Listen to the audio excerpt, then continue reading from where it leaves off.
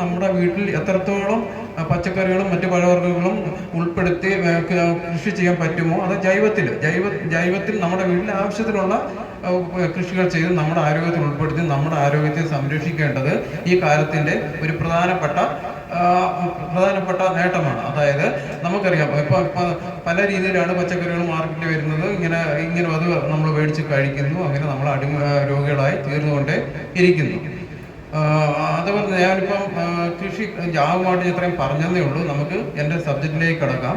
ഞാൻ നിങ്ങൾക്ക് വേണ്ടി ഇവിടെ കുറച്ച് കാർഷിക രംഗത്തെ കുറച്ച് പച്ചക്കറി കൃഷിയെയും ജൈവ രീതിയിലുള്ള പച്ചക്കറി കൃഷിയും ജൈവ രീതിയിലുള്ള രോഗകീട നിയന്ത്രണ മാർഗം എന്നതാണ് നിങ്ങൾക്ക് വേണ്ടി പറഞ്ഞുതരാൻ ഉദ്ദേശിക്കുന്നത്. എല്ലാവരും ശ്രദ്ധിച്ച് കേൾക്കുക. നമ്മൾ ഈ പറയുന്ന രീതിയിൽ നമ്മൾ ചെയ്താലും നമുക്ക് നല്ല രീതിയിൽ ഒരു ജൈവ കൃഷി, ഒരു പോഷകത്തോട്ടം ഉണ്ടാക്കിയെടുക്കാൻ നമുക്ക് സാധിക്കും. ഒന്നാമത് നമ്മൾ കൃഷി ചെയ്യുന്നതിന് ഏറ്റവും മുമ്പ് ചെയ്യേണ്ട കാര്യം സോയിൽ ടെസ്റ്റിംഗ്, മണ്ണ് പരിശോധന എന്നുള്ളതാണ്. മണ്ണ് പരിശോധിക്കുന്നത് എന്തിനു വേണ്ടിയാണ്? എനിക്കറിയാം ഇവിടെ നല്ല കർഷകരുണ്ട്, എനിക്കറിയാം കുറേ കർഷകരുണ്ട്, അവർ നല്ല കൃഷി ചെയ്യുന്ന ആൾക്കാരാണ്. എന്നാലും ഞാൻ പറയണം, മണ്ണ് പരിശോധനയിൽ നിന്ന് മാത്രമേ കൃഷി തുടങ്ങാൻ പാടുള്ളൂ. അത് മണ്ണ് പരിശോധന, മണ്ണിൻ്റെ pH എത്രയാണോ അതറിയാൻ വേണ്ടിയാണ് നമ്മൾ മണ്ണ് പരിശോധന നടത്തുന്നത്. അതായത് pH എന്ന് പറഞ്ഞാൽ പെർ വാല്യൂ ഓഫ് ഹൈഡ്രജൻ, മണ്ണിലടയിരിക്കുന്ന ഹൈഡ്രജന്റെ അളവ് കണ്ടുപിടിച്ച് അത് ന്യൂട്രലൈസ് ചെയ്ത് കൃഷി ചെയ്യുകയാണെങ്കിൽ നമ്മൾ ഉദ്ദേശിക്കുന്ന ഒരു റിസൾട്ട് നമ്മൾ കൃഷി ചെയ്യുമ്പോൾ ലഭിക്കുന്നത്. ഈ മണ്ണിന്റെ pH 7 മുകളിലേക്ക് മണ്ണ് പരിശോധിക്കുമ്പോൾ അതിൻ്റെ വാല്യൂ 7 കൂടുതലേക്ക് പോവുകയാണെങ്കിൽ അത് അസിഡിറ്റിയിലേക്കും, 7 കുറവാണെങ്കിൽ നമുക്കത് ആൽക്കലിറ്റിയിലേക്കും പോകണം. നമുക്ക് മണ്ണിന് ആൽക്കലിറ്റി ആയാലും പ്രശ്നമാണ്, അസിഡിറ്റി ആയാലും പ്രശ്നമാണ്. അപ്പോൾ നമ്മൾ എന്താണ് ചെയ്യുന്നത്? നമുക്ക് ഇതിൽ മണ്ണിന് ആവശ്യത്തിന് കുമ്മായം ആഡ് ചെയ്യും. ഇതിൻ്റെ കുമ്മായത്തിൻ്റെ അഥവാ ഡോളമേറ്റിൻ്റെ പ്രാധാന്യമാണ് പറഞ്ഞു വരുന്നത്. അതായത് മണ്ണിൻ്റെ pH കൺട്രോൾ ചെയ്യാൻ വേണ്ടി മാത്രമാണ് നമ്മൾ ഡോളമേറ്റ് അഥവാ കുമ്മായം ഉപയോഗിക്കുന്നത്. അത് 7 കൂടുതലാണെങ്കിൽ അത് നമുക്ക് പ്രശ്നമാണ്, 7 കുറഞ്ഞാലും പ്രശ്നമാണ്. അതിൻ്റെ വാല്യൂ ഒരു ന്യൂട്രലൈസ് ചെയ്യുന്നത്, അതായത് 7-ൽ നിർത്താൻ വേണ്ടിയാണ് നമ്മൾ ഈ pH മണ്ണിൽ ആഡ് ചെയ്യുന്നത്. അതായത് 3 കിലോ ഒരു സെന്റിൽ 3 കിലോ വെച്ച് നമുക്ക് കുമ്മായം ആഡ് ചെയ്ത് മണ്ണിൻ്റെ pH കൺട്രോൾ ചെയ്യാവുന്നതാണ്. അതാണ് മണ്ണിൻ്റെ. പിന്നെ ഒരു കാര്യം, മണ്ണിൽ അടങ്ങിയിരിക്കുന്ന pH മാത്രമല്ല, മണ്ണിൽ എന്തൊക്കെ എലമെന്റ്സ് അടങ്ങിയിട്ടുണ്ട്. നമുക്ക് മണ്ണിനകത്ത് കുറേ മൂലകങ്ങൾ അടങ്ങിയിട്ടുണ്ട്. അതായത് nitrogen, phosphorus, potash, calcium, magnesium, sulphur, iron. ഇതിനെ 2 എലമെന്റ്സ് ആയിട്ട് നമുക്ക് തിരിക്കാം. നമുക്ക് പ്രൈമറി എലമെന്റ്സ് എന്നും സെക്കൻഡറി എലമെന്റ്സ് എന്നും. പ്രാഥമികമായി കിട്ടുന്ന മൂലകങ്ങളാണ് പ്രൈമറി എലമെന്റ്സ്. ഇതിൽപ്പെടുന്നത് NPK, നൈട്രജൻ, ഫോസ്ഫറസ്, പൊട്ടാഷ്. ഈ 3 മൂലകങ്ങളാണ് പ്രൈമറി എലമെന്റ്സിൽ പെടുന്നത്. അതായത് സെക്കൻഡറി എലമെന്റ്സിൽ calcium, magnesium, sulphur, iron, zinc എന്നിവ ഉൾപ്പെടുന്നു. അതാണ് മണ്ണിന്റെ സോയിൽ pH-നെ കുറിച്ച് പറയുന്നത്. അതായത് പിന്നെ മണ്ണ് നമ്മളൊരു കൃഷി ചെയ്യുമ്പോൾ ആ സ്ഥലത്ത് നിന്ന് എങ്ങനെയാണ് നമ്മൾ മണ്ണ് കളക്ട് ചെയ്യേണ്ടത്, ഇതെല്ലാം നമ്മൾ ബേസിക്കായിട്ട് അറിഞ്ഞ്. ഞാൻ ഇതൊക്കെ ഇവിടെ പറയാൻ കാരണം എന്ന് വെച്ചാൽ നമ്മളിപ്പോൾ ഇവിടെ ഒരു ഇനീഷ്യൽ സ്റ്റേജിലൂടെ കൃഷി സ്റ്റാർട്ട് ചെയ്യുകയാണ്. ഇതെല്ലാം ചെയ്തിട്ട് മാത്രം നമ്മൾ കൃഷിയിലേക്ക് പോകുന്നതായിരിക്കും ഏറ്റവും നല്ലത്. അല്ലെങ്കിൽ നമുക്ക് ആവശ്യമില്ലാതുള്ള വളങ്ങളെല്ലാം വാരിയിട്ട് നമ്മുടെ കയ്യിലിരിക്കുന്ന ക്യാഷ് പോകുന്നതല്ലാതെ വലിയ മെച്ചം ഉണ്ടാകത്തില്ല. അതിനുപരിയായി നമ്മൾ മണ്ണ് പരിശോധന നടത്തി ആവശ്യാനുസരണം ആ റിസൾട്ട് കാണിക്കുന്നതിന് അനുസരിച്ചുള്ള വളങ്ങൾ മാത്രം ആഡ് ചെയ്ത് മണ്ണിനെ നമ്മൾ ഫലഭൂഷ്ടമാക്കിയെടുത്താൽ നമ്മൾ പ്രതീക്ഷിക്കുന്ന രീതിയിലുള്ള ഒരു പ്രൊഡക്ഷൻ നമുക്ക് ലഭിക്കുന്നു. ഈ സോയിൽ ടെസ്റ്റിംഗ് കഴിഞ്ഞിട്ട് അത് മണ്ണ് എടുക്കുന്ന രീതി, നമ്മൾ ഈ മണ്ണ് പരിശോധിക്കാൻ വേണ്ടി എടുക്കുന്ന രീതി എങ്ങനെയാണെന്ന് നോക്കാം. അതായത് നമ്മൾ ഏത് സ്ഥലത്താണോ കൃഷി ചെയ്യാൻ ഉദ്ദേശിക്കുന്നത് ആ സ്ഥലത്തെ മണ്ണ് മേൽമണ്ണ് മാറ്റിയതിന് ശേഷം തൂമ്പ വെച്ച് V ഷേപ്പിൽ ഒരു കട്ട് ഇങ്ങനെ ചെയ്യുക, ഒരു കട്ട് ഇങ്ങനെ, അങ്ങനെ V ഷേപ്പായി. ഈ V ഷേപ്പിൽ 2 കട്ടുണ്ടാക്കി ആ മണ്ണെടുത്ത് മാറ്റി, എന്നിട്ട് കുഴിയിലെ 2 സൈഡിലെ മണ്ണ് ഇങ്ങനെ കുറേ 1/2 കിലോ മണ്ണ് 2 സൈഡിലെ എടുക്കുക. അതിൽ നിന്നെടുത്ത തരിമണ്ണ് നനഞ്ഞതാണെങ്കിൽ അത് തണലത്തിട്ട് ഉണക്കി, ഒരിക്കലും വെയിലത്തിട്ട് ഉണക്കാൻ പാടില്ല, തണലത്തിട്ട് ഉണക്കി അതൊരു പോളിത്തീൻ കവറിനകത്താക്കി ഏത് കൃഷിയാണ് അവിടെ ചെയ്യുന്നത് ആ കൃഷിയുടെ പേരെഴുതുക. അതേപോലെ തന്നെ സർവേ നമ്പർ, ഏത് വിള, പിന്നെ അഡ്രസ്സ് ഇത്ര എഴുതി ഒരു കിലോ ഏകദേശം അര മുതൽ 1 കിലോ മണ്ണ് ഒരു പാക്കറ്റിനകത്താക്കി ലാബിൽ കൊടുത്താൽ അവർ ടെസ്റ്റ് ചെയ്തിട്ട് അതിൻ്റെ റിസൾട്ട് നമുക്ക് തരും. അടുത്ത മണ്ണെടുക്കുന്ന രീതി, പ്രൈമറി എലമെന്റ്സ്. നേരത്തെ ഞാൻ പറഞ്ഞു മണ്ണിൽ അടങ്ങിയിരിക്കുന്ന പ്രൈമറി എലമെന്റ്സ്. നമ്മൾ ഈ കൃഷി ചെയ്യുന്നതിനെ പറ്റി തന്നെ പ്രാഥമികമായിട്ട് ഇത് ചെയ്തിട്ട് കൃഷിയിലേക്ക് ഇറങ്ങാം. ഞാൻ ഒന്നുകൂടെ പറയണം, അങ്ങനെ മാത്രമേ ചെയ്യാവൂ. പിന്നെ പ്രൈമറി എലമെന്റ്സ് എന്ന് പറഞ്ഞാൽ NPK. നേരത്തെ ഞാൻ പറഞ്ഞു, നമ്മുടെ മണ്ണ് ഈ ടെസ്റ്റ് ചെയ്ത് പരിശോധിക്കുമ്പോൾ അതിനകത്ത് മണ്ണിന്റെ pH അറിയാൻ സാധിക്കുന്നു, അതിന്റെ പ്രൈമറി എലമെന്റ്സ് എന്തൊക്കെയാണെന്ന് അറിയാൻ സാധിക്കുന്നു, കൂടാതെ അതിന്റെ സെക്കൻഡറി എലമെന്റ്സ് എന്താണെന്ന് അറിയാൻ സാധിക്കുന്നു. ഈ പ്രൈമറി എലമെന്റ്സിൽ വരുന്നത് NPK എന്ന് ഞാൻ പറഞ്ഞു, നൈട്രജൻ, ഫോസ്ഫറസ്, പൊട്ടാഷ്. ഈ 3 ഘടകങ്ങളാണ് ഈ ചെടികൾക്ക് വേണ്ടുന്ന ഏറ്റവും അത്യന്താപേക്ഷിതം വേണ്ടുന്ന 3 ഘടകങ്ങളാണ് ഈ NPK. N എന്നത് ഇംഗ്ലീഷ് ആൽഫബറ്റിന്റെ ക്യാപിറ്റൽ N, P ഫോസ്ഫറസ് എന്നത് ഇംഗ്ലീഷ് ആൽഫബറ്റിലെ P എന്ന അക്ഷരം കൊണ്ടും, പൊട്ടാഷ് എന്നത് K എന്ന അക്ഷരം കൊണ്ടും സൂചിപ്പിക്കുന്നു. ഈ നൈട്രജന്റെ പ്രധാനപ്പെട്ട ധർമ്മങ്ങൾ, മണ്ണിനകത്ത് ഈ നൈട്രജൻ എന്തൊക്കെയാണ് ചെയ്യുന്നതെന്ന് നോക്കാം. ഈ ചെടികൾക്ക് വേണ്ടുന്ന സൂര്യപ്രകാശത്തിന്റെ സാന്നിധ്യത്തിൽ മണ്ണിൽ നിന്നുള്ള ധാതു ലവണവും മറ്റു മൂലകങ്ങളും വലിച്ചെടുത്ത് ഇവ ആകാരം പാകം ചെയ്ത് ചെടികളുടെ ഇലകളിൽ സൂക്ഷിക്കുകയും ആവശ്യാനുസരണം ചെടികൾക്ക് അത് ഡിസ്ട്രിബ്യൂട്ട് ചെയ്യുകയും ചെയ്യുന്നതാണ് ഈ നൈട്രജന്റെ പ്രധാനപ്പെട്ട ധർമ്മം എന്ന് പറയുന്നത്. ഇത് നമ്മൾ ബേസിക് ആയിട്ട് അറിഞ്ഞിരിക്കേണ്ട കാര്യങ്ങളാണ്. അതേപോലെ തന്നെ നൈട്രജൻ ചെടിയുടെ വളർച്ച വളരെയധികം സഹായിക്കുന്നു. നമുക്ക് നല്ല നല്ല രീതിയിൽ ചെടി വളരാൻ സഹായിക്കുന്നു. പിന്നെ നമുക്ക് ഈ നൈട്രജൻ മണ്ണിൽ ആവശ്യത്തിനുണ്ടെങ്കിൽ മണ്ണിലെ രോഗങ്ങളെയും കീടങ്ങളെയൊക്കെ ഒരു പരിധി വരെ നിയന്ത്രിച്ച് നിർത്തുവാൻ സാധിക്കുന്നു. പിന്നെ അതുകൂടാതെ തന്നെ നമുക്കറിയാം, ചില ചെടികളൊക്കെ നട്ടിട്ട് അതിനകത്ത് ശരിക്ക് പ്രൊഡക്ഷൻ ഒന്നും കിട്ടുന്നില്ല. അതിൻ്റെ അർത്ഥം അതിനകത്ത് നൈട്രജൻ്റെ അളവ് കുറവാണ്. അത് മണ്ണ് പരിശോധന നടത്തി നമുക്ക് കണ്ടുപിടിച്ചിട്ട് ആവശ്യത്തിന് നൈട്രജൻ നമ്മൾ ജൈവ രീതിയിലാവുമ്പോൾ പയറുവർഗ്ഗത്തിൽപ്പെട്ട ചെടികൾ കൂടുതലായി നട്ടു വളർത്തുക. ഈ പയർ ചെടികളിലാണ് നൈട്രജൻ ഏറ്റവും കൂടുതലുള്ളത്. നമ്മളിപ്പം കെമിക്കൽ കൃഷി ചെയ്യാൻ ഉദ്ദേശിക്കുന്നില്ല, അതാണ് ജൈവത്തിൻ്റെ കാര്യം മാത്രം പറയുന്നത്. ഇങ്ങനെ ആവശ്യത്തിന് പലതരത്തിലുള്ള പയറുകൾ ഈ മണ്ണിൽ നട്ടു വളർത്തി നമുക്ക് നൈട്രജൻ അത് മണ്ണുമായിട്ട് ഒഴുകി ചേർന്ന് നൈട്രജൻ മണ്ണിൽ ആവശ്യത്തിന് ലഭിക്കുന്നു. അടുത്തത് ഫോസ്ഫറസ്, പി എന്ന ക്യാപിറ്റൽ ലെറ്റേഴ്സിനെയാണ് ഫോസ്ഫറസ്. ഇത് ചെടികൾക്ക് വേണ്ടുന്ന അടിസ്ഥാന മൂലങ്ങൾ വേറൊന്നാണ്. ഇത് ചെടികളുടെ വളർച്ചയെ സഹായിക്കുന്നു, രോഗങ്ങളെയും കീടങ്ങളെയൊക്കെ ഒരു പരിധി വരെ സഹായിക്കുന്നു. നമുക്ക് ജൈവപരമായിട്ട് മണ്ണിൽ ഫോസ്ഫറസ് വേണമെങ്കിൽ ചാണകപ്പൊടി ആവശ്യത്തിന് മണ്ണിൽ ആഡ് ചെയ്ത് കൊടുക്കുക. ഈ ചാണകത്തിൽ നിന്ന് ഫോസ്ഫറസ് കൂടുതൽ ലഭിക്കുന്നു. അതുപോലെ തന്നെ നമ്മൾ ഏറ്റവും കൂടുതൽ ശ്രദ്ധിക്കേണ്ട കാര്യം, ചാണകം നിങ്ങൾ മണ്ണിൽ കൊടുക്കുമ്പോൾ നേരിട്ട് സൂര്യപ്രകാശത്തിൽ ഉണക്കിയ ചാണകം മേടിക്കാൻ പാടില്ല. അതിൽ യാതൊരു ഗുണവും കിട്ടത്തില്ല. അതെന്ന് വെച്ചാൽ സൂര്യപ്രകാശ സാന്നിധ്യത്തിൽ അതിൻ്റെ കണ്ടാമിനേഷൻ നടന്ന് അതിന് യാതൊരു ഗുണവുമില്ല. വെറും മണ്ണ് വാരി ചെടികൾക്ക് കൊടുക്കുന്ന മാതിരിയേ ഉള്ളൂ, യാതൊരു ഗുണവുമില്ല. പിന്നെ ഈ ചാണകം ചെയ്യേണ്ടതെന്ന് വെച്ചാൽ നമ്മൾ ചാണകം വാരി പൂന കൂട്ടി ഇട്ടിട്ട് അതിൻ്റെ മേളിൽ എന്തെങ്കിലും ചാക്കോ അങ്ങനെ എന്തെങ്കിലും ഇട്ട് ഉണക്കണം. അല്ലാതെ തണലത്തെ ഇട്ടേ ഉണക്കാവും. അതിൻ്റെ മേളിൽ എന്തെങ്കിലും അത് ഹ്യൂമിഡിറ്റിയിൽ അത് അഴുകി പൊടിഞ്ഞ് ചാണകമായി മാറണം. അങ്ങനെയുള്ള ചാണകം മാത്രമേ നമ്മൾ കൃഷിക്കായി ഉപയോഗിക്കാൻ പാടുള്ളൂ. പിന്നെ നമുക്ക് അടുത്തത് പൊട്ടാഷ് ചെടികൾക്ക് വേണ്ടുന്ന ഏറ്റവും പ്രധാനപ്പെട്ട ഒരു പ്രൈമറി എലമെന്റ്സ് ആണ് പൊട്ടാഷ്. അതായത് പൊട്ടാഷ് നമ്മൾ കാണാം, ചില പയറ് ചെടികളൊക്കെ നമ്മളിപ്പോൾ നട്ടു വളർത്തി അത് ശരിക്കും വളരുന്നുണ്ട്, പക്ഷെ അതിനകത്ത് ഒരു കാ പോലും പിടിക്കുന്നില്ല. ഇത് കുറെ കർഷകർ അനുഭവിക്കുന്ന ഏറ്റവും വലിയൊരു പ്രശ്നമാണ്. ചെടികൾ നല്ലോണം വളരുന്നുണ്ട്, പക്ഷെ അതിനകത്ത് പ്രൊഡക്ഷൻ കിട്ടുന്നില്ല. ഇതിന്റെ അർത്ഥം ഇതിനകത്ത് ഒന്നി പൊട്ടാഷ് കൂടുതലാണോ അല്ലെങ്കിൽ പൊട്ടാഷ് കുറവാണ്. പൊട്ടാഷ് കൂടിയാലും ഈ അവസ്ഥ വരാം, പൊട്ടാഷ് കുറഞ്ഞാലും ഈ അവസ്ഥ വരാം. ഇങ്ങനത്തുള്ള അവസ്ഥയിൽ നമ്മൾ മണ്ണ് പരിശോധന നടത്തിയാൽ പൊട്ടാഷിന്റെ അളവ് കണ്ടുപിടിച്ചിട്ട് നമുക്ക് പിന്നെ പൊട്ടാഷ് ചിലപ്പോൾ ഒരുപാട് ഈ പൊട്ടാഷ് ഇപ്പം ജൈവ രീതിയിൽ നോക്കുമ്പോൾ ചാരത്തിൽ നിന്നാണ് ചാര ആവശ്യത്തിന് നമ്മൾ മണ്ണിൽ കൊടുക്കുകയാണെങ്കിൽ പൊട്ടാഷ് കിട്ടും. അതിൻ്റെ ക്വാണ്ടിറ്റി ചിലപ്പോൾ കുറവായിരിക്കാം, ചിലപ്പോൾ കൂടുതലായിരിക്കാം. അതൊന്ന് ഡിറ്റർമൈൻ ചെയ്യാൻ വേണ്ടി മാത്രമാണ് നമ്മൾ ഈ മണ്ണ് പരിശോധന നടത്തി അതിൻ്റെ അളവനുസരിച്ചിട്ട് നമ്മൾ വളം ചെയ്യുകയാണെങ്കിൽ നമുക്ക് നല്ല ഗുണം കിട്ടും.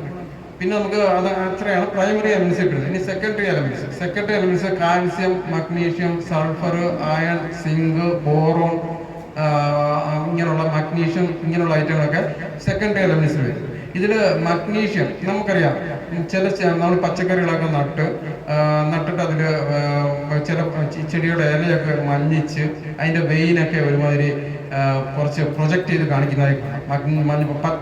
പച്ച നിറം മാറി മഞ്ഞയിലേക്ക് വരുന്ന കാണാം. ഇതിനർത്ഥം ചെടികൾക്ക് മഗ്നീഷ്യത്തിന്റെ കുറവുണ്ട് ഉള്ളതാണ് മനസ്സിലാക്കുന്നത്. അന്നേരം നമ്മൾ മണ്ണ് പരിശോധന നടത്തി ഈ മഗ്നീഷ്യം സൾഫേറ്റ് അല്ലെങ്കിൽ പിന്നെ കുമ്മായത്തിനും മഗ്നീഷ്യം സൾഫേറ്റ് ആഡ് ചെയ്ത് നമുക്കത് പരിഹരിക്കാവുന്നതാണ്. പിന്നെ ബോറോൺ ഡെഫിഷ്യൻസി, സെക്കൻഡറി എലമെന്റ്സിൽ വരുന്ന വേറൊന്നാണ് ബോറോൺ ഡെഫിഷ്യൻസി. ഈ ബോറോൺ ഡെഫിഷ്യൻസി പ്രധാനമായിട്ടും അതിന്റെ ലക്ഷണം കാണിക്കുന്ന വെച്ചാൽ നമ്മൾ പാവലും വെണ്ടയൊക്കെ നട്ടു, പക്ഷെ അതിന്റെ കാകൾ വരുമ്പോൾ ഒന്നി പൊട്ടിക്കീറും, വെടിച്ച് പൊട്ടിക്കീറുന്നതാണ്. അല്ലെങ്കിൽ അതിന്റെ അൺഷേപ്പായിട്ട് നല്ല ഷേപ്പ്ലെസ് ആണ്, നല്ല ഷേപ്പ് അല്ലാതെ വളഞ്ഞും കുരുടിയൊക്കെ ഉള്ള കായകളൊക്കെ നമ്മൾ ചിലപ്പോഴൊക്കെ കാണാം. ഇതിൽ നമ്മൾ മനസ്സിലാക്കുന്നതിൽ ബോറോണിന്റെ പ്രശ്നമാണ്, ബോറോണിന്റെ കുറവാണ്. മണ്ണിൽ ബോറോണിന്റെ കുറവുണ്ട്. അന്നേരം നമ്മൾ മണ്ണിൽ ബോറാക്സ് ഒരു മൂട്ടിൽ ഒരു 50 ഗ്രാം വെച്ച് ബോറാക്സ് ആഡ് ചെയ്ത് ഈ ഒരു പ്രശ്നം പരിഹരിക്കാവുന്നതാണ്. പിന്നെ മഗ്നീഷ്യം, അയണിന്റെ ഡെഫിഷ്യൻസി എന്ന് വെച്ചാൽ ഈ ചെടികളുടെ ഇല, നമ്മൾ ചെടിയൊക്കെ നട്ട് ചെടികളുടെ ഇലകളൊക്കെ ഒരു അരികുകൾ, ചെടിയുടെ ഇലയുടെ അരിക് ഇങ്ങനെ കരിഞ്ഞ് ഒരു മഞ്ഞ പെയിൽ യെല്ലോ കളറായി നിൽക്കുന്നതാണ്. ഈ ഒരു അവസ്ഥയിൽ നമ്മൾ കണ്ടാൽ നമുക്ക് മനസ്സിലാക്കാം ഇത് കാൽസ്യത്തിന്റെ അഭാവം, അയൺ ഓർ കാൽസ്യത്തിന്റെ അഭാവമാണെന്ന് മനസ്സിലാക്കാം. ഇതൊക്കെയാണ് നമ്മൾ ചെടിയുടെ പ്രധാനപ്പെട്ട എലമെന്റ്സ്, പ്രൈമറി എലമെന്റ്സും സെക്കൻഡറി എലമെന്റ്സും എന്താണെന്ന് നിങ്ങൾക്ക് മനസ്സിൽ കാണുമെന്ന് വിശ്വസിക്കുന്നു. ഇനി നമുക്ക് ഒന്ന് നോക്കാം ചെടികൾ കൊണ്ടുവന്ന പ്രധാനപ്പെട്ട അസുഖങ്ങൾ. നമ്മൾ ചെടികളൊക്കെ നട്ടു, അതിന് പല ചെടികൾ നട്ടു, അതിന് കുറേ അസുഖങ്ങൾ വേണം, നമുക്കൊന്നും അറിയത്തില്ല, എന്താണെന്ന് അറിയത്തില്ല. നമ്മൾ അതെങ്ങനെയാണെന്ന് മനസ്സിലാക്കുന്നത് നോക്കാം. ഒന്നാമത്തെ രോഗം മൊസൈക്ക് ഡിസീസ്. ഈ മൊസൈക്ക് ഡിസീസ് പ്രധാനമായും കാണുന്നത് വെണ്ടയിലാണ്. നമ്മൾ വെണ്ട നട്ടു, അതിൻ്റെ അരി പാവി കിളിച്ചു വന്ന് കുറേ കഴിയുമ്പോൾ ഈ വെണ്ടയുടെ ഇല മഞ്ഞയും പച്ചയും കലർന്ന ഒരു പെയിൽ കളറിലായി മാറുന്നു. ഒരു മൊസൈക്ക് ഇട്ട മാതിരി രണ്ട് പച്ചയും മഞ്ഞയും കലർന്ന ഇല ഇങ്ങനെ പാടുകൾ കാണപ്പെടുന്നു. ഇത് ഇതൊരു വൈറസ് രോഗമാണ്. ഇത് വൈറ്റ് ഫ്ലൈ, അത് വെള്ളീച്ച പരത്തുന്ന ഒരു വൈറസ് രോഗമാണ് മൊസൈക്ക് ഡിസീസ്. ഇത് ഒരു കുറച്ച് ഡേഞ്ചർ തന്നെയാണ്. ഈ വൈറസ് എല്ലാം സാധാരണ കുറച്ച് ഡേഞ്ചറാണ്, ഈ അസുഖം കുറച്ച് ഡേഞ്ചറാണ്. ഈ ഒരു പ്രശ്നത്തിൽ നമ്മൾ എന്ത് ചെയ്യണം? ഇങ്ങനെയുള്ള അസുഖങ്ങളുള്ള ഇത് ഒരു ചെടിയിൽ നിന്ന് മറ്റുള്ള ചെടിയിലേക്ക് പെട്ടെന്ന് സ്പ്രെഡ് ചെയ്യാനുള്ള സാധ്യത കൂടുതലാണ്. അതുകൊണ്ട് നമ്മൾ ഈ രോഗം കൂടുതലാണെങ്കിൽ ആ ചെടി അന്നേരം തന്നെ അവിടെ കത്തിച്ച് കളയാം, അല്ലെങ്കിൽ ബാക്കിയുള്ളതിനെ നമുക്കത് സ്പ്രെഡ് ചെയ്യാൻ സാധ്യതയുണ്ട്. അല്ല സ്റ്റാർട്ടിങ് സ്റ്റേജിലാണെങ്കിൽ നമുക്ക് ഇതിന് ജൈവ കീടനാശിനികൾ കൊടുത്ത് നമുക്ക് കൺട്രോൾ ചെയ്യാൻ സാധിക്കും. അതായത് ബിവേറിയ എന്ന് പറഞ്ഞ ജൈവ കീടനാശിനിയുണ്ട്. ബിവേറിയ ഒരു 5 ഗ്രാം 1 ലിറ്റർ വെള്ളത്തിൽ മിക്സ് ചെയ്ത് സ്പ്രേ ചെയ്ത് ചെടികൾക്ക് കൊടുത്ത് ഈ അസുഖം നമുക്ക് ഒരു പരിധി വരെ കൺട്രോൾ ചെയ്യാം. അതുപോലെ തന്നെ ഒരാഴ്ച ബിവേറിയ കൊടുക്കുകയാണെങ്കിൽ അടുത്ത ആഴ്ചയിൽ നമ്മൾ വെറ്റിസീലിയം ഓർ നിംബിസിഡി, ഈ ഏതെങ്കിലും ഒരു ജൈവ ഇൻസെക്ടിസൈഡ് ഈ 3 ml 1 ലിറ്റർ വെള്ളത്തിൽ, നിംബിസിഡിനാണെങ്കിൽ 3 ml 1 ലിറ്റർ വെള്ളത്തിൽ മിക്സ് ചെയ്ത് നമുക്ക് ചെടികൾക്ക് സ്പ്രേ ചെയ്ത് കൊടുക്കാവുന്നതാണ്. അങ്ങനെ നമുക്ക് ആ അസുഖത്തെ ഒരു പരിധി വരെ കൺട്രോൾ ചെയ്യാൻ സാധിക്കും. അടുത്ത ഡിസീസാണ് ലീഫ് സ്പോട്ട് ഡിസീസ്. ഈ ലീഫ് സ്പോട്ട് ഡിസീസ് പ്രധാനമായും കാണുന്നത് ചീരയിലാണ്. നമ്മൾ ചീരയൊക്കെ നട്ട് കുറച്ച് കഴിയുമ്പോൾ ഒരു നരപ്പ്, ഇതിന്റെ ലക്ഷണം എന്ന് പറയുന്നത് ആദ്യം ചീരയിൽ അതിന്റെ ഇലയുടെ ഭാഗം നരച്ച കളറാവുകയും പിന്നീട് അത് നരച്ച കളറുമായി സ്പോട്ടായി മാറുകയും ചെയ്യും. അതാണ് ലീഫ് സ്പോട്ട് ഡിസീസ് എന്ന് പറയുന്നത്. പുള്ളിക്കുത്ത്, മലയാളത്തിൽ പുള്ളിക്കുത്ത് എന്ന് പറയും, പുള്ളിക്കുത്ത് രോഗം. ഈ ചീരയിലാണ് ഇത് പ്രധാനമായും കാണുന്നത്. ഇത് സീസണിൽ ചീര കൃഷി ചെയ്യാൻ ശ്രമിക്കുക.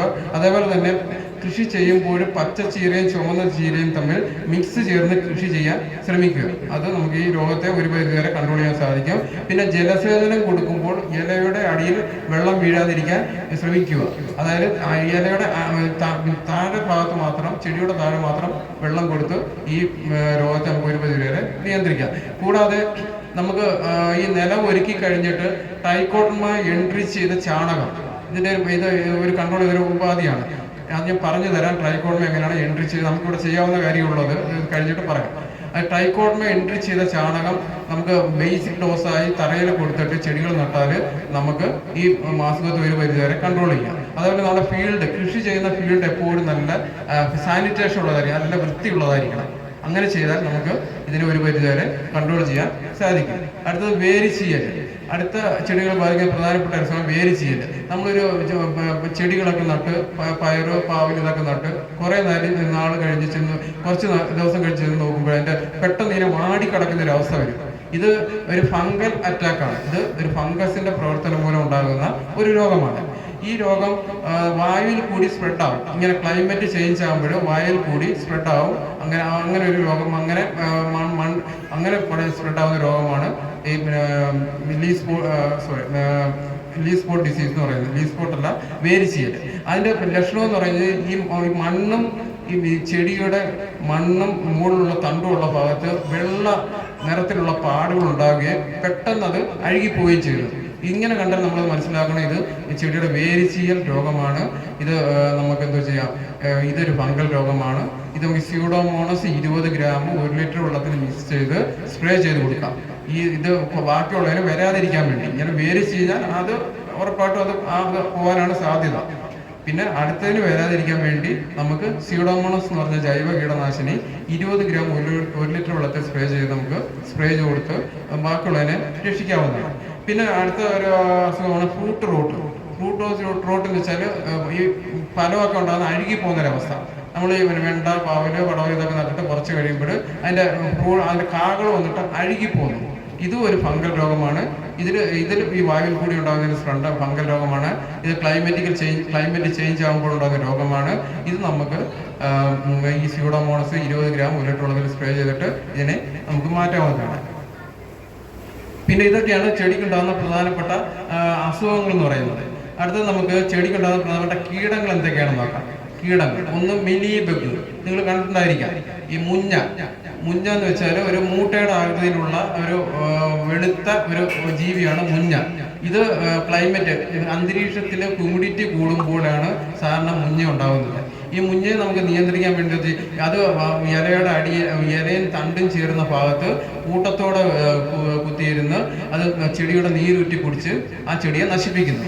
ഇത് എന്നിട്ടൊരു വെള്ള പൗഡർ പുറപ്പെടുവിക്കുകയും ചെയ്യും.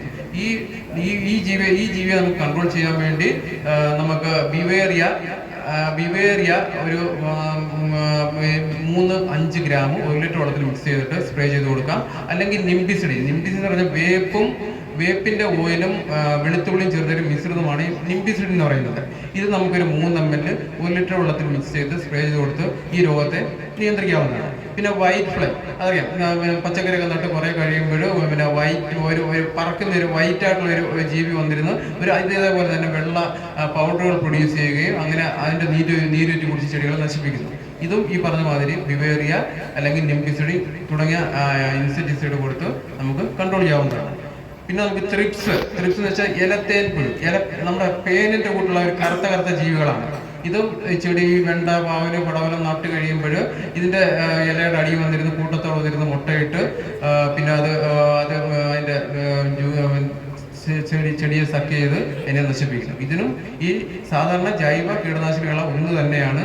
നമുക്ക് പിന്നെ അത് ഈ പറഞ്ഞ റേഷ്യോയിൽ 5 നിംബിസിഡിൻ ഇതാണെങ്കിൽ 3 ml 1 ലിറ്റർ വെള്ളം മിക്സ് ചെയ്ത് നമുക്ക് ഇതിനെ കൺട്രോൾ ചെയ്യാവുന്നതാണ്. പിന്നെ നമുക്ക് ബഡ് റോട്ട് സ്റ്റെം ബോറർ. നമ്മളിപ്പോൾ നിങ്ങളെല്ലാം ഫേസ് ചെയ്തൊരു പ്രശ്നമായിരിക്കാം. കാരണം വെച്ചാൽ നിങ്ങളിപ്പോൾ കോവലൊക്കെ നല്ലോണം പിടിച്ചു വരുന്നു. അതുപോലെ ഇപ്പോൾ വഴുതനല്ല പിന്നെ പാവല്, പടവൽ ഇതൊക്കെ ഇട്ട് നല്ലോണം പിടിച്ചു വരും. നല്ല വളർച്ചയൊക്കെ ഉണ്ട്. ഒരു ദിവസം നോക്കുമ്പോൾ അതിങ്ങനെ ഒടിഞ്ഞ് കടന്ന് കാണും. ഇതിന്റെ പ്രശ്നം ഇതിനകത്ത് സ്റ്റെം ബോറർ. ഇത് ഒരു പുഴു അതിൻ്റെ ഉള്ളിൽ കയറിയിട്ടുണ്ട്. ഈ പുഴു കയറുന്നത് വെച്ചാൽ ഈ ചെടികൾ ചെടികളുടെ പ്രായം കുറഞ്ഞ അവസ്ഥയിൽ ഈ പുഴുക്കൾ വന്നിരുന്ന് മുട്ടയിടുകയും അതിൻ്റെ ലാർവ വിരിഞ്ഞ് കുഞ്ഞുങ്ങളായി ഇളം തണ്ടിൽ കൂടി തുരന്ന് ഈ ചെടിയുടെ ഉള്ളിൽ കയറുകയും അത് അവിടെ നിന്ന് വളർന്ന് ചെടിയുടെ കോശങ്ങളിൽ നിന്ന് നശിപ്പിച്ച് ആ ചെടിയെ ഉണക്കിക്കളയും. അതാണ് സ്റ്റെം ബോറർ ചെയ്യുന്ന ഒരു പ്രവർത്തനം എന്ന് പറയുന്നത്. ഇതിനെ നമ്മൾ കൺട്രോൾ ചെയ്യാനായി എന്തോ ചെയ്യാം, നമുക്ക് ഈ ബിവേറിയ 5 ഗ്രാം 1 ലിറ്റർ വെള്ളത്തിൽ മിക്സ് ചെയ്ത് സ്പ്രേ ചെയ്ത് കൊടുക്കാം. പിന്നെ നമുക്ക് വെർട്ടിസീലിയം 5 ഗ്രാം 1 ലിറ്റർ വെള്ളത്തിൽ മിക്സ് ചെയ്ത് സ്പ്രേ ചെയ്ത് കൊടുക്കാം. പിന്നെ ഇങ്ങനെയുള്ള ജൈവ കീടനാശിനികൾ കൊടുത്ത് നമുക്കിനെ കൺട്രോൾ ചെയ്യാം. പിന്നെ നമുക്ക് ചിത്രകീടങ്ങൾ, വേറെ ചെടികൾ കൊണ്ടുവന്ന പ്രധാനപ്പെട്ട ഒരു ഇൻസെക്റ്റാണ്, ഒരു ജീവിയാണ് ചിത്രകീടങ്ങൾ. ഇത് വെണ്ട, ചീര ഇതിലാണ് കൂടുതലായി കാണപ്പെടുന്നത്. ഈ ഇലയുടെ മുകളിൽ വന്നിട്ട് ചിത്രം വരച്ച മാതിരിയുള്ള പാടുകൾ ഉണ്ടാക്കുന്ന ചില അതാണ് അതിന്റെ ലക്ഷണം എന്ന് പറയുന്നത്. ചിത്രം വരച്ച മാതിരിയുള്ള പാടുകൾ ഉണ്ടാക്കുന്നത്. ഈ ജീവികൾ ഇലയുടെ മുകളിൽ വന്നിരുന്നിട്ട് അതിന്റെ ഹരിതകം തിന്നാണ് ഈ പച്ചിപ്പ് മാറ്റി ഈ ചിത്രം വരച്ച പാടുകൾ ഉണ്ടായിക്കൊണ്ട് പോകുന്നത്. ഈ ജീവികളെ നമുക്ക് കൺട്രോൾ ചെയ്യാൻ വേണ്ടി ഈ നിംബിസിഡിൻ, വെർട്ടിസീലിയം ഇതെല്ലാം നേരത്തെ പറഞ്ഞ രീതിയിൽ നമുക്ക് ആ റേഷ്യോയിൽ കൊടുത്ത് നമുക്ക് അതിനെ കൺട്രോൾ ചെയ്യാവുന്നതാണ്. പിന്നെ നമുക്ക് വേറൊരു കാര്യം പറയാനുള്ളത്, നമുക്കിപ്പം ഈ NP nitrogen, phosphorus, calcium, magnesium, sulphur ഒക്കെ ഞാൻ നേരത്തെ പറഞ്ഞു. മഗ്നീഷ്യം, സൾഫർ, കാൽസ്യം ആയിട്ട് അത് ജൈവ രീതിയിൽ നമുക്ക് ഇപ്പോൾ ചെടികൾക്ക് കൊടുക്കണമെന്നുണ്ടെങ്കിൽ നമുക്ക് സമ്പൂർണ്ണ എന്ന് പറഞ്ഞ ജൈവ കീടനാശിനി മേടിക്കാൻ കഴിയും. അത് ഒരു പച്ചക്കറികൾക്കാണെങ്കിൽ ഇത് ഉപയോഗിക്കേണ്ടതെന്ന് വെച്ചാൽ 15 ദിവസത്തിൽ ഒരിക്കലും 100 ഗ്രാം 1 ലിറ്റർ വെള്ളത്തിൽ മിക്സ് ചെയ്ത് ചെടികളുടെ ഇലകളിൽ സ്പ്രേ ചെയ്ത് കൊടുക്കാം. ഈ നമുക്ക് കെമിക്കൽ മേടിക്കാതെ ഈ സെക്കൻഡറി എലമെന്റ്സ് ആയ nitrogen, magnesium, calcium, iron, zinc ഇവയുടെ പ്രശ്നം ഉണ്ടെങ്കിൽ പരിഹരിക്കാൻ വേണ്ടിയാണ് ഞാൻ പറയുന്നത്. അതായത് 100 ഗ്രാം 1 ലിറ്റർ വെള്ളത്തിൽ മിക്സ് ചെയ്തിട്ട് 15 ദിവസം, നമ്മളിപ്പോൾ പച്ചക്കറിക്കാണെങ്കിൽ നട്ട് 15 ദിവസം കഴിഞ്ഞ്, പിന്നെ 30 ദിവസം കഴിഞ്ഞ്, പിന്നെ നമുക്ക് 40 ദിവസം കഴിഞ്ഞ്, ഈ ഇടവേളയിൽ 100 ഗ്രാം 1 ലിറ്റർ വെള്ളത്തിൽ മിക്സ് ചെയ്തിട്ട് സ്പ്രേ ചെയ്ത് കൊടുത്ത് ഈ പ്രശ്നം പരിഹരിക്കാവുന്നതാണ്. അതേപോലെ വാഴ കൃഷി ചെയ്യുകയാണെങ്കിൽ നമുക്ക് 2 മാസത്തിൽ 100 ഗ്രാം 1 ലിറ്റർ വെള്ളത്തിൽ മിക്സ് 2 മാസം പ്രായമാകുമ്പോൾ ഈ വാഴയിൽ 100 ഗ്രാം 1 ലിറ്റർ വെള്ളത്തിൽ മിക്സ് ചെയ്ത് വാഴയിൽ സ്പ്രേ ചെയ്ത് കൊടുക്കാം. കൂടാതെ 4 മാസം ആകുമ്പോൾ ഇതേ പ്രൊസീജിയർ ഇതേപോലെ തന്നെ ചെയ്ത് കൊടുത്ത് ആ പ്രശ്നം നൈട്രജൻ, മഗ്നീഷ്യം, കാൽസ്യം, നൈട്രജൻ ഇങ്ങനെ സെക്കൻഡറി ന്യൂട്രിയൻസിന്റെ പ്രശ്നങ്ങൾ പരിഹരിക്കാൻ കഴിയാവുന്നതാണ്. ഇതാണ് പച്ചക്കറിയെ സംബന്ധിച്ചിടത്തോളം രോഗങ്ങളും കീടങ്ങളും അവയുടെ നിയന്ത്രണ മാർഗങ്ങൾ എന്ന് പറയുന്നത്. ഇത് ഞാൻ നേരത്തെ പറയുന്നത് നിങ്ങൾക്ക് ട്രൈക്കോഡർമ ഉണ്ടാക്കുന്ന വിധം ഞാൻ പറഞ്ഞു തരാം. ഇത് നമുക്കിവിടെ ചെയ്യാവുന്ന കാര്യമുള്ളൂ. ഇതെല്ലാവരും ശ്രദ്ധിക്കണം.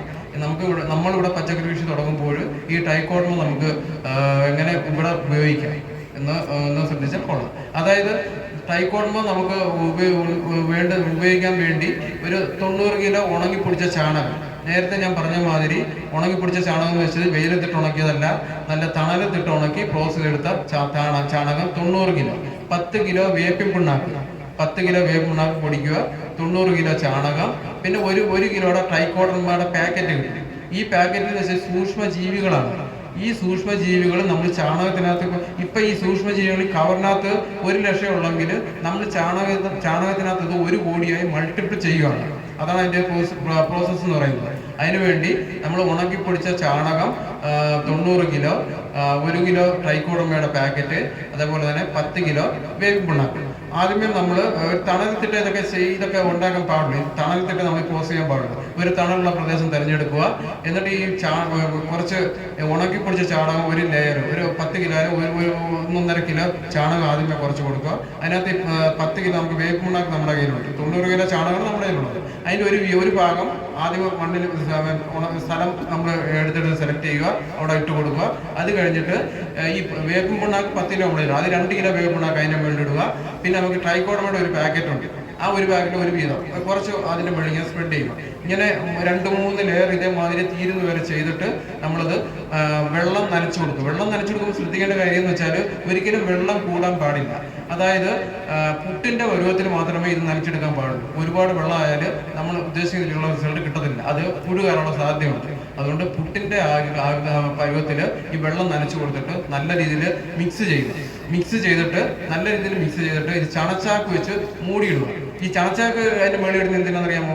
ഈ നമ്മൾ പ്ലാസ്റ്റിക് ചാക്ക് അങ്ങനെയുള്ള സാധനങ്ങൾ ചൂട് കൊണ്ട് അതിനുള്ളിലുള്ള സൂക്ഷ്മ ജീവാണുക്കൾ ചത്തുപോകും. അതിനെ ഒന്ന് ഇല്ലാതാക്കാൻ വേണ്ടിയാണ് ചണച്ചാക്ക് നനച്ച് മുകളിലിട്ടിട്ട് നമുക്ക് ഒരാഴ്ച കഴിഞ്ഞിട്ട് വീണ്ടും അത് നോക്കുമ്പോഴത്തേക്കും അതിൻ്റെ മുകളിലെല്ലാം ഒരു ഫംഗസ്, ഇങ്ങനെ വൈറ്റ് ഫംഗസ് പ്രോസസ്സിങ് ആയി നല്ലൊരു വൈറ്റ് ഫംഗസ് ഇങ്ങനെ ഇരിക്കുന്നതായി കാണാം. എന്നിട്ട് നമ്മൾ ഒന്നുകൂടെ അത് ഒന്ന് മിക്സ് ചെയ്ത് കൊടുക്കുക. വെള്ളത്തിൻ്റെ കുറവുണ്ടെങ്കിൽ ജസ്റ്റ് ഒന്ന് നനച്ച് പുട്ടിൻ്റെ പരുവാക്കി കൊടുക്കുക. പിന്നെ നമ്മൾ ഒരാഴ്ചയുടെ മൂടിയിട്ടിട്ട് നമ്മൾ പിന്നെ 2 ആഴ്ച കഴിഞ്ഞിട്ട് നമ്മൾ എന്ത് കൃഷിയാണ് ചെയ്യുന്നത് ആ കൃഷി പച്ചക്കറി ആയാലും എന്തായാലും ചെയ്യുമ്പോഴും നമുക്ക് അടിസ്ഥാന വളമായി ഇത് കൊടുത്താൽ മതി. അങ്ങനെ ഈ ഫംഗസിൻ്റെ പ്രശ്നം ഉണ്ടെങ്കിലോ ഈ ചീയല് മറ്റ് അങ്ങനെയുള്ള ഫംഗസിൻ്റെ പ്രശ്നമല്ല ഇത് കൊടുക്കുമ്പോൾ കുറേ കൺട്രോൾ ചെയ്യാൻ പറ്റും. ഇങ്ങനെയാണ് നമ്മൾ ട്രൈക്കോഡർമ എൻട്രി ചെയ്ത് ഉണ്ടാകുക. അത് നമുക്ക് സ്കൂളിൽ ചെയ്യാം. നല്ലൊരു ബേസിക് വളമായിട്ട് നമുക്ക് ഉപയോഗിക്കപ്പെട്ട് ചെയ്യാൻ പറ്റുന്ന ഒരു കാര്യമാണ്. അതുകൊണ്ട് തന്നെ വേറെ നമുക്ക് ഹരിത കഷായം ഈ ചെടികൾക്ക് കൊടുക്കാൻ വേണ്ടി വേറെ ഒരു വളമാണ് ഹരിത കഷായം. പ്രാചീന കാലത്ത് മുനിമാരും മറ്റും ഉണ്ടാക്കിയിരുന്ന ഒരു ഹരിത കഷായം വളമാണ് ഹരിത കഷായം. അതിൻ്റെ ഇൻഗ്രീഡിയൻസ് എന്ന് പറയുന്നത് അതിൽ കുറേ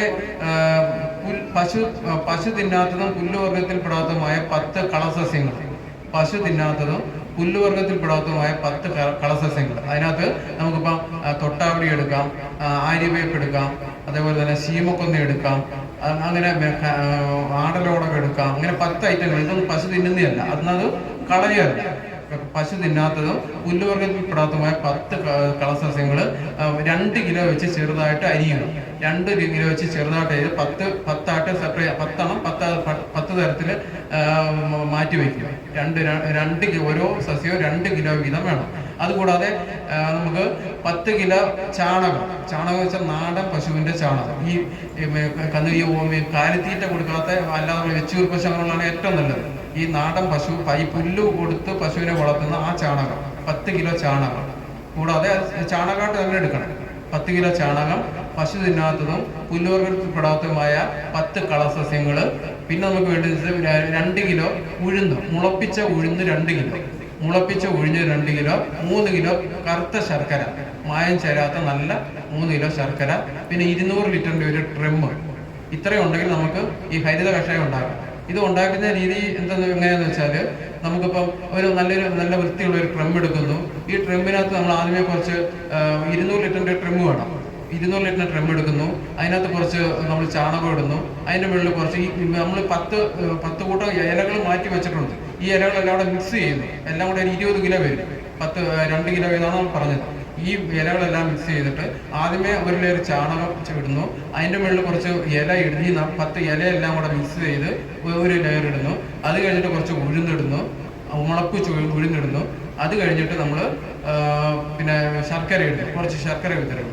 അങ്ങനെ അത് നമ്മുടെ ഈ ഇരിക്കുന്ന ഈ ഇത്രയും സാധനം തീർന്ന ഒരു ലെയറായി ഇങ്ങനെ ഇതിട്ടതിന് ശേഷം 200 ലിറ്ററിൻ്റെ ഒരു കണ്ടെയ്നറാണ് നമ്മുടെ ഇരിക്കുന്നത്. അതിനകത്ത് 100 ലിറ്റർ വെള്ളം ഒഴിക്കുന്നത്. നല്ല ക്ലോറിനൊന്നും ഇല്ലാത്ത നല്ല ശുദ്ധമായ വെള്ളം, പ്രത്യേകം ശ്രദ്ധിക്കണം. അത് ഒഴിച്ചിട്ട് നമ്മൾ എല്ലാം ഒഴിച്ചിട്ട് ആൻറ്റി ക്ലോക്ക് വൈസും അങ്ങോട്ടും ഇങ്ങോട്ടും 5 പ്രാവശ്യം ഇത് ഇളക്കുന്നു. ക്ലോക്ക് വൈസ് 5 പ്രാവശ്യം അങ്ങോട്ട് ഇളക്കുന്നു, ആൻറ്റി ക്ലോക്ക് വൈസ് 5 പ്രാവശ്യം ഇങ്ങോട്ട് ഇളക്കുന്നു. അങ്ങനെ ഇളക്കി വെച്ചിട്ട് നമ്മളിത് നല്ലോണം എയർ ടൈറ്റായി മൂടി വെക്കും.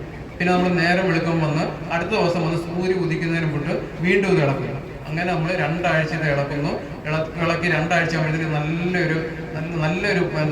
നല്ലൊരു ദ്രാവകമായി കിട്ടും. ഇത് ചെടികൾക്ക് വളരെ നല്ലതാണ്.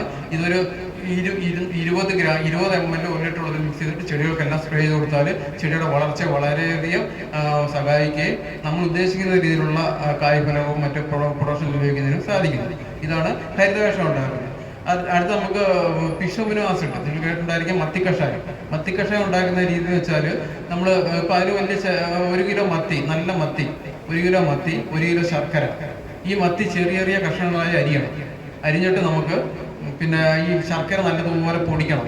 ഈ മത്തി ശർക്കരയും കൂടെ നല്ല എയർ ടൈറ്റ് ഉള്ള ഒരു ബോട്ടിലിനകത്ത് ഇട്ട് നല്ല രീതിയിൽ അടച്ചു വയ്ക്കുക. ഒരു 2 ആഴ്ച നോക്കുമ്പോൾ ഇതെല്ലാം കൂടെ ദ്രവിച്ച് നല്ല ലിക്വിഡായി മാറും. ആ ലിക്വിഡ് നമ്മൾ അരിച്ചെടുത്ത് ഒരു കുപ്പിയിലാക്കിയിട്ട് നമുക്ക് ചെടികൾക്ക് ഒരു 3 ml 1 ലിറ്റർ ഉള്ളത് മിക്സ് ചെയ്തിട്ട് ചെടികൾക്ക് കൊടുക്കാൻ മതി. ഇത് വളരെ ഒരു പ്രോട്ടീൻ, ചെടികൾക്ക് വളരാൻ വേണ്ടിയുള്ള വളർച്ചാദുരിതമാണ്.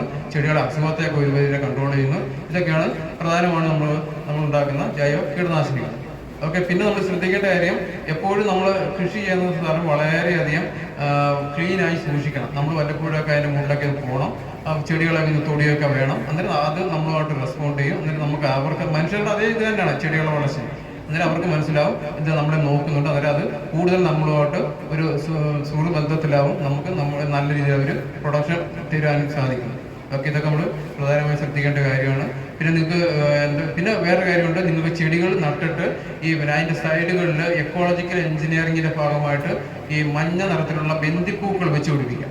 ബന്ദിപ്പൂക്കൾ വെച്ച് പിടിപ്പിച്ചാൽ ഗുണമെന്ന് വെച്ചാൽ, ഈ അകത്തൊന്നും വെക്കില്ല, സൈഡുകൾ ചെടി നട്ടിട്ട് അതിൻ്റെ പച്ചക്കറികൾ നട്ടിട്ട് സൈഡുകളിൽ ബോർഡറായിട്ട് കൊടുക്കാം. അങ്ങനെ ചെയ്താൽ ബന്ദിപ്പൂക്കളോ അല്ലെങ്കിൽ തുളസിയോ അല്ലെങ്കിൽ പിന്നെ റാഗിയല്ല മറ്റേ ചോളം, ഇത് സൈഡിൽ ഇങ്ങനെ വെച്ച് പിടിപ്പിച്ചാൽ കീടങ്ങളൊന്നും നമ്മുടെ വീട്ടിലോട്ട് കയറത്തില്ല. ഇതിൽ ഇങ്ങനെ ചുറ്റിപ്പറ്റിയാൽ നിൽക്കത്തേ ഉള്ളൂ. അങ്ങനെ എക്കോളജിക്കൽ എഞ്ചിനീയറായിട്ട് നമുക്ക് ഇൻസെക്റ്റിനെയൊക്കെ ഇങ്ങനെ ഒരു വലിയ കൺട്രോൾ ചെയ്യാം. ഇത്രയൊക്കെയാണ് എനിക്ക് നിങ്ങളോട് ഷെയർ ചെയ്യാനുള്ളത്. നിങ്ങളിത് വളരെയധികം ക്ഷമയോട് കേട്ടിരുന്നു, സഹകരിച്ച് വളരെ നന്ദി. Okay, thank you.